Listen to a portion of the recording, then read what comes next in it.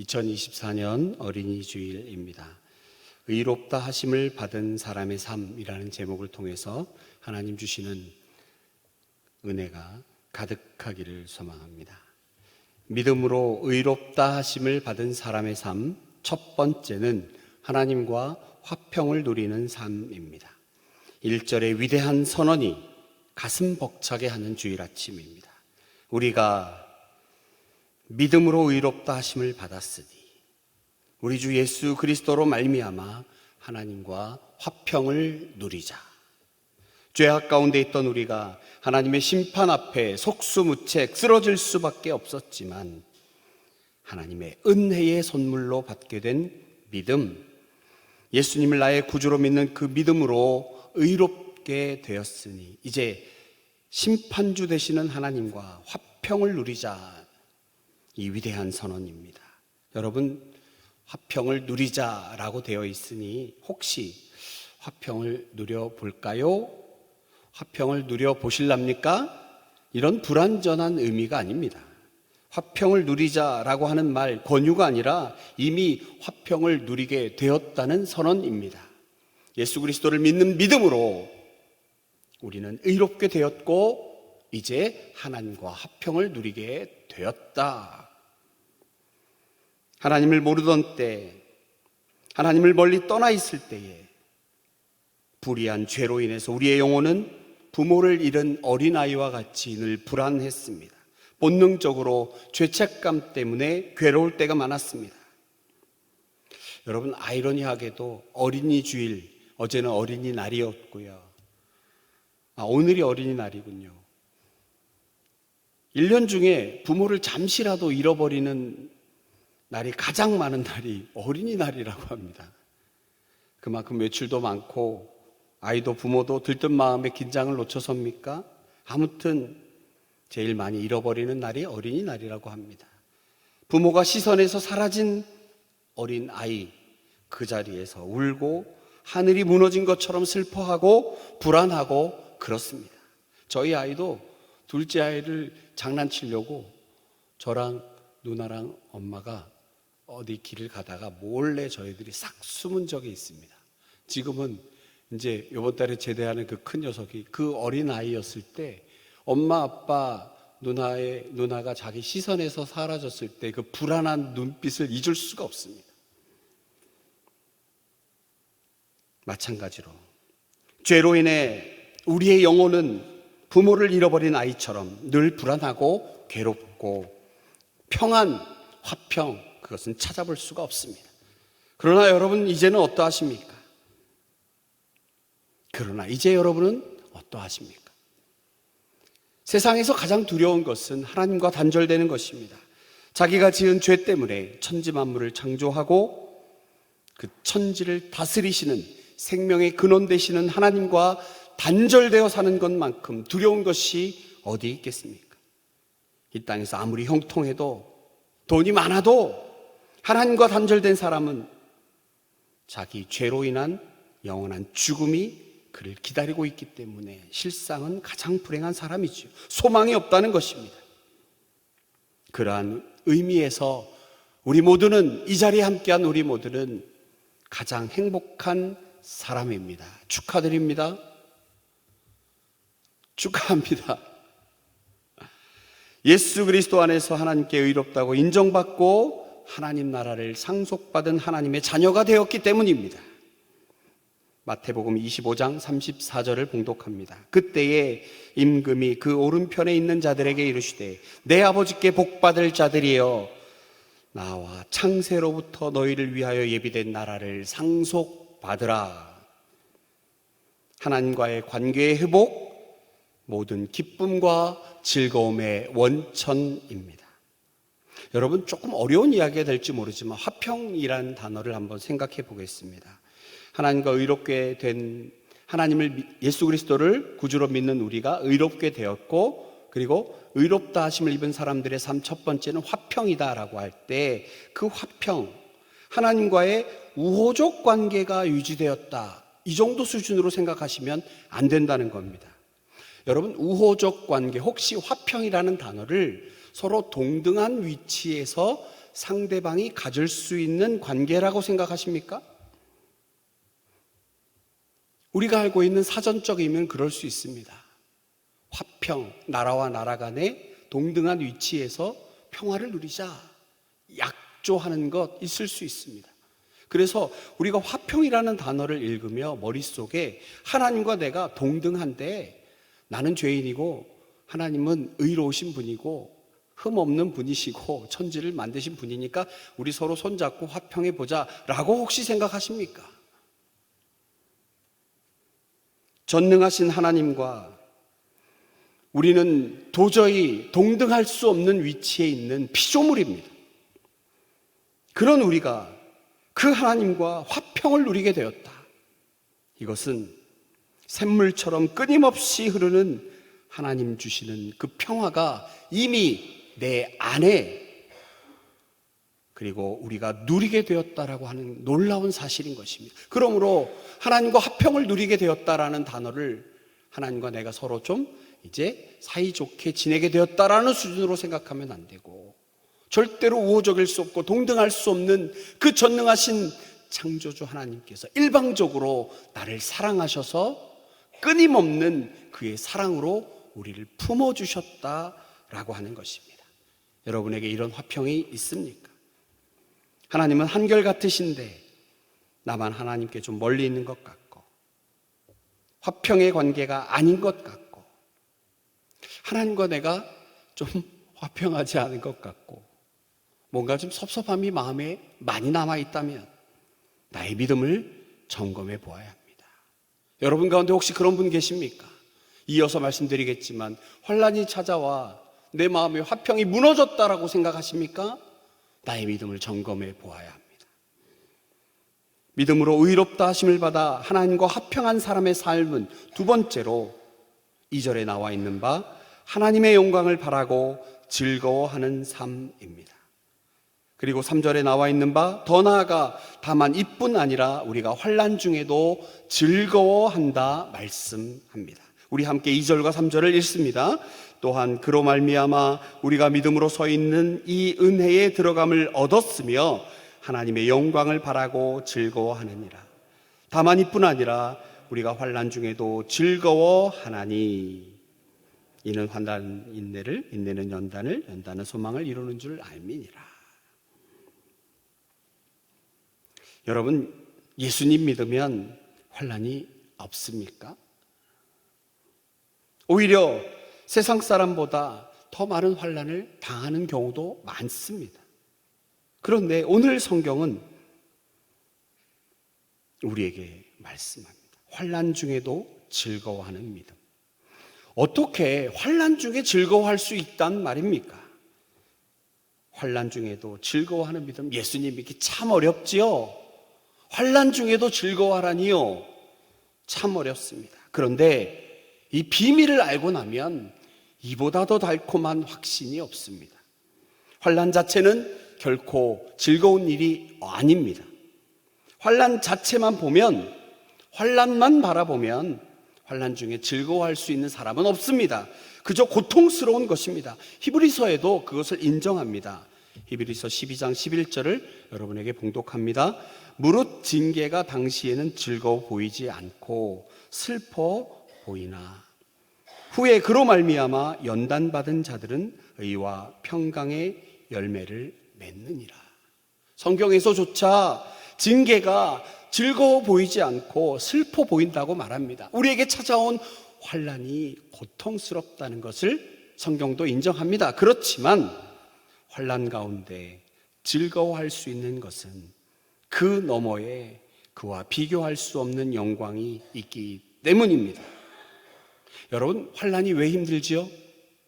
고난이 왜 힘듭니까? 그것은 그 끝을 모르기 때문이 아닐까요? 내가 겪고 있는 고난이, 만일에 지금 내가 겪고 있는 고난이 다음 주 수요일 날 한 10시쯤 끝난다는 것이 확실하다면 여러분, 그 정도는 참을 수 있을 것 같습니다. 이번 주 지나 다음 주 화요일 정도까지 이 고난이 된다면 내가 참겠습니다. 끝을 난다면 참을 수 있다는 거죠. 그런데 이 환난의 그리고 고난의 끝을 모르기 때문에 힘들고 어렵습니다. 그래서 결단코 즐거워할 수 없습니다. 우리 힘으로는요. 그러나 오늘 말씀은 환난과 고난의 끝을 우리에게 말씀하시고 그 너머에 비교할 수 없는 영광이 있다는 것을 말씀합니다. 그래서 우리는 고난을 이겨낼 수 있다는 것이지요.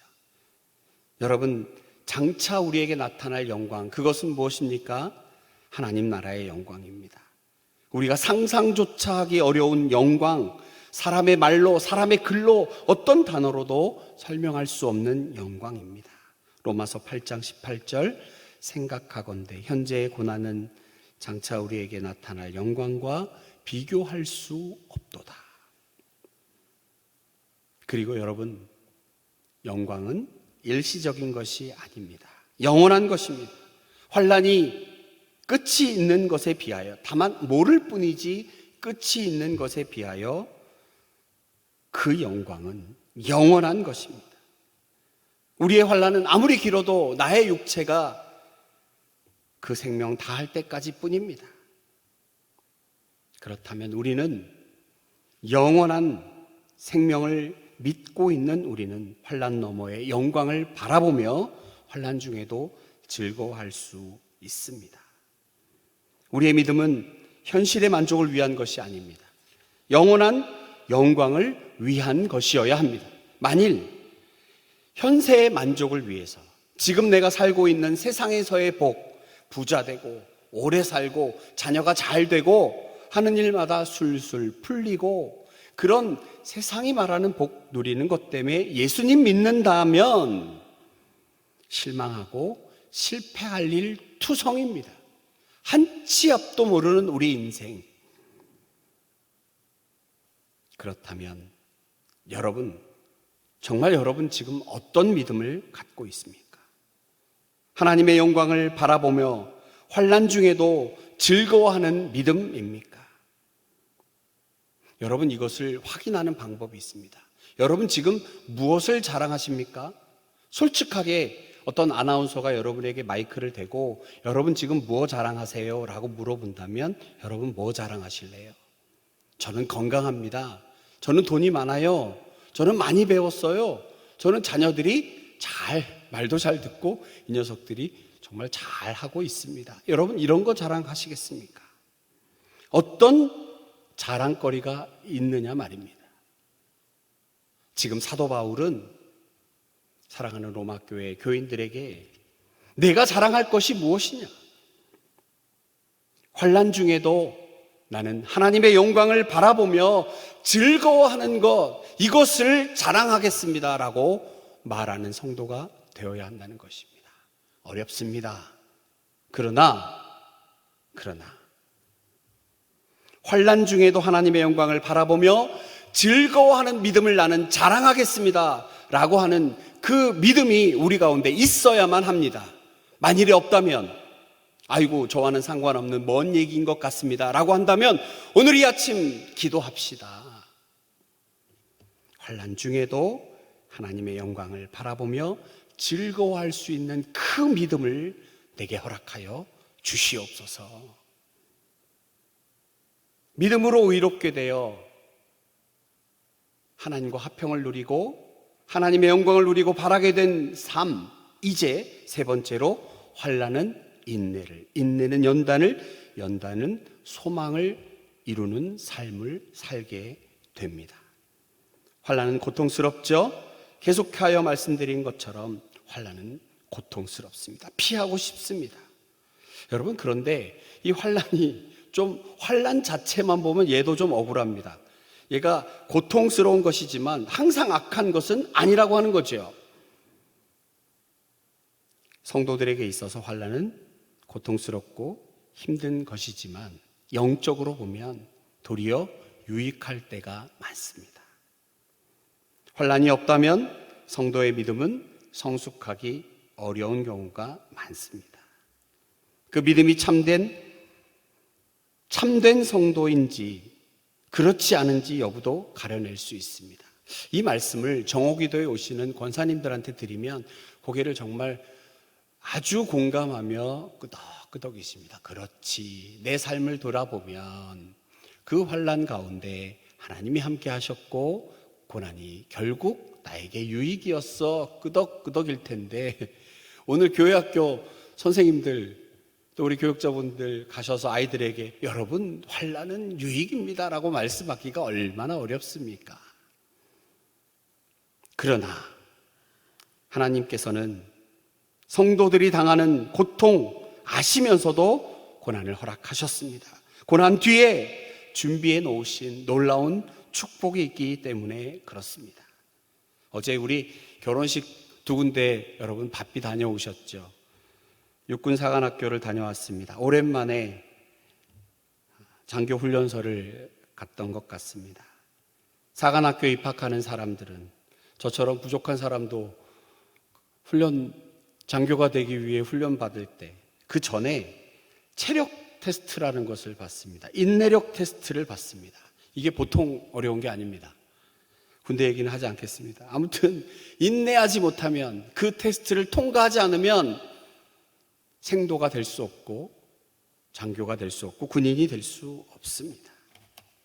우리 성도들이 환난이 임할 때, 우리에게 고난이 다가올 때에 그냥 쓰러져 주저앉아 있을지 아니면 그 환난을 인내한다면, 그렇다면 우리는 예수 그리스도의 참된 제자가 될 수 있습니다.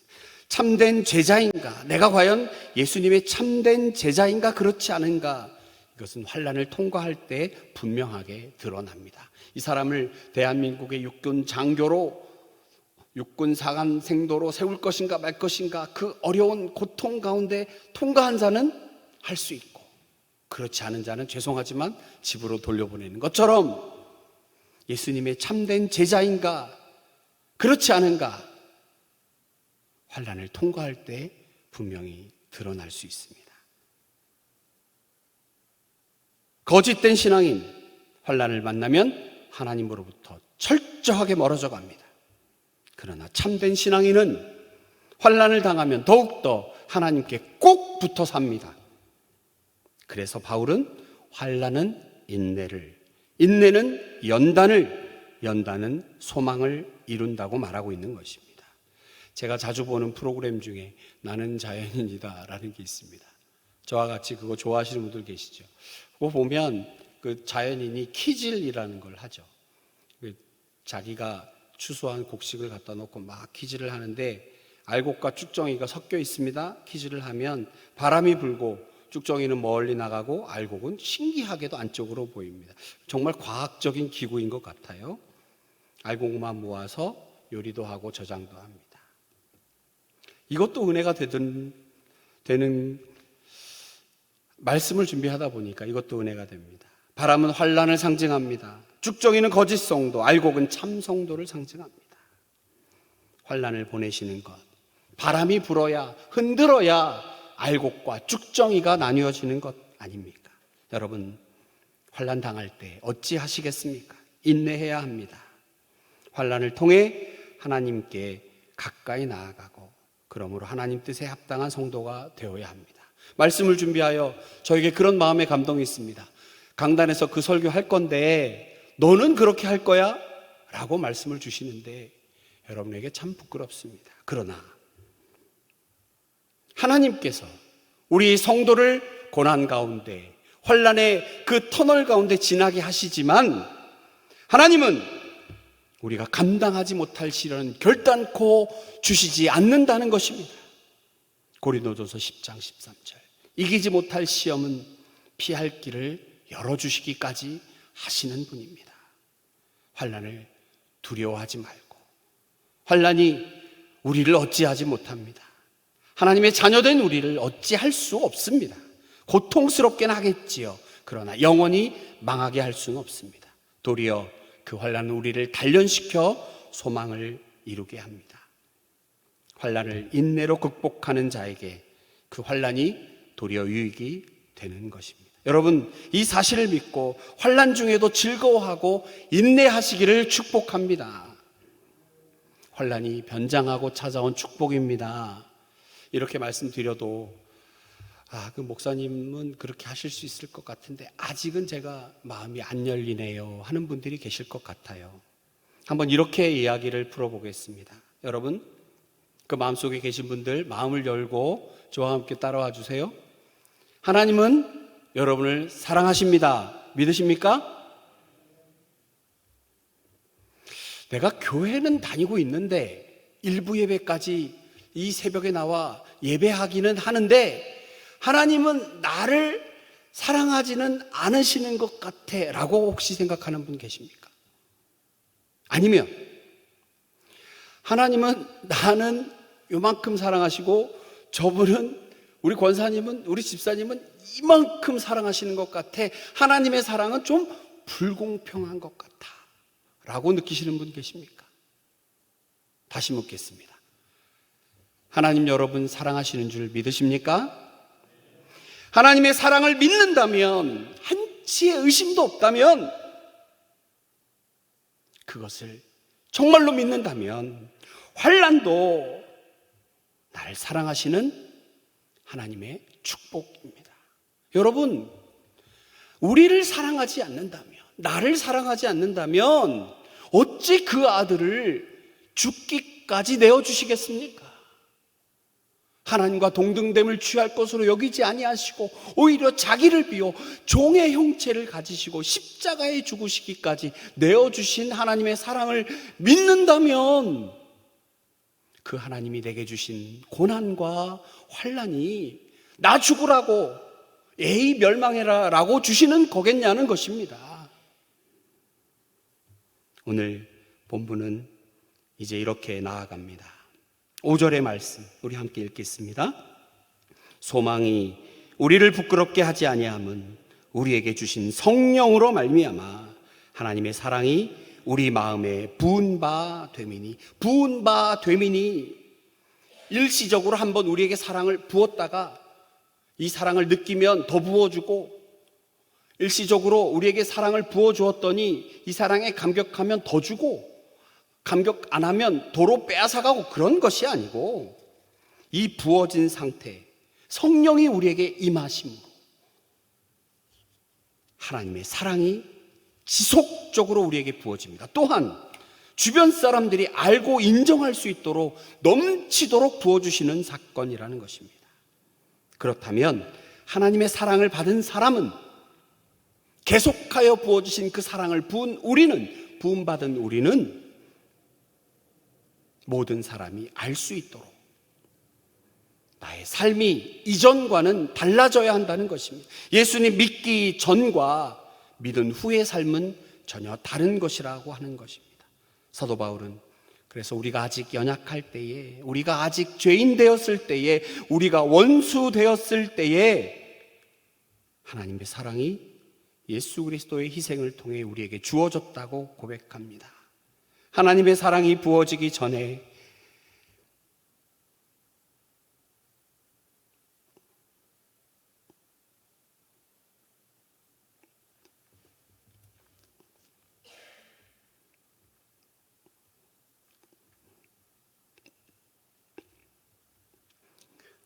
하나님의 사랑이 부어지기 전에 우리는 죄 앞에서 연약한 존재였고, 그래서 원수가 될 수밖에 없었습니다. 하나님과 원수가 될 수밖에 없었습니다. 그것이 본래 우리의 모습이었습니다. 환난 좀 다가오면 넘어지고 불평하고 교회를 떠나야겠다고 말하고, 막 교육자들 협박합니다. 이제 교회 안 다닐 거라고. 그런 게 우리의 연약한 모습이었습니다. 그러나 이제 예수 그리스도를 나의 구주로 믿고 의롭다 하심을 받게 된 우리는, 우리의 삶이 변화되어야 한다는 것입니다. 예수님을 믿는 믿음으로 우리의 마음의 생각이 변화되었고, 우리의 판단이 변화되었고, 우리의 소망이 변화되었습니다. 이전과는 전혀 다른 사람이 되었습니다.